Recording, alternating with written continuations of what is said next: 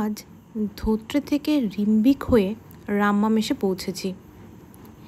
এর আগে রামমাম ট্রেকিং ছাড়া অন্য কোনো উপায়ে যাওয়া যেত না, তবে এখন শ্রীখোলা থেকে কিছু গাড়ি যাতায়াত করে রামমামের দিকে।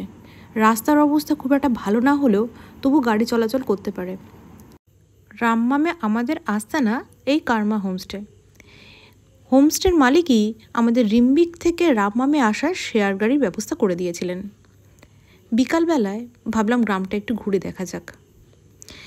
হোমস্টে থেকে একটি সিঁড়ি পাহাড়ের উপর দিকে উঠে গেছে, সেই পথ ধরে খানিকটা হাঁটতে শুরু করলাম।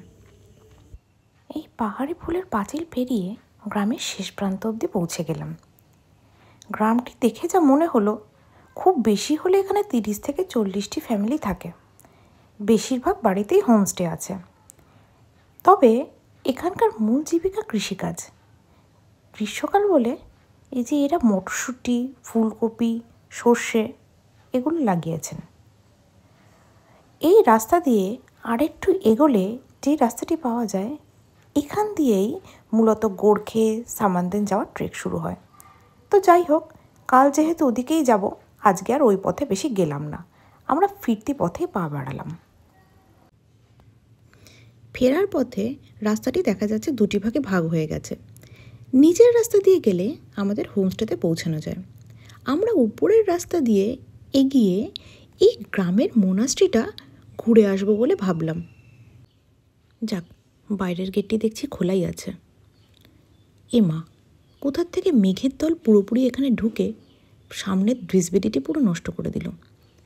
মোনাস্ট্রি থেকে আমার মনে হয় এই গ্রামের 360 ডিগ্রি ভিউ খুব ভালোভাবে পাওয়া যাবে। ওখান থেকে একটা সিঁড়ি দিয়ে নিচের ধাপে নেমে আসা যায়। আমাদের হোমস্টের মালিক এখানে চাষাবাদের পাশাপাশি গ্রিন হাউস উপায়েও কিছু চাষাবাদ করছেন। আর এটা ব্যালকনি থেকে ভিউ। উল্টো দিকে যেই পাহাড়গুলি দেখা যাচ্ছে, এগুলি কিন্তু তো সিকিমের পাহাড়। আর এই যে এখানে বেশ কিছু খামার আছে, যেগুলো এই হোমস্টের দাদাই প্রতিপালন করছেন। উনি জৈবিক উপায়ে এখানে চাষাবাদ করে থাকেন। পরদিন সকাল, সূর্যের আলো সরাসরি ব্যালকনিতে এসে পৌঁছেছে। এখন গোর্খে সামানদেন ট্রেকের জন্য বেরিয়ে পড়ব। আমাদের গাইডও এসে উপস্থিত। আমি এখানে রিম্বিক বা শ্রীখোলা থেকে রামাম আসার বেশ কিছু গাড়ির নাম্বার শেয়ার করে দিলাম।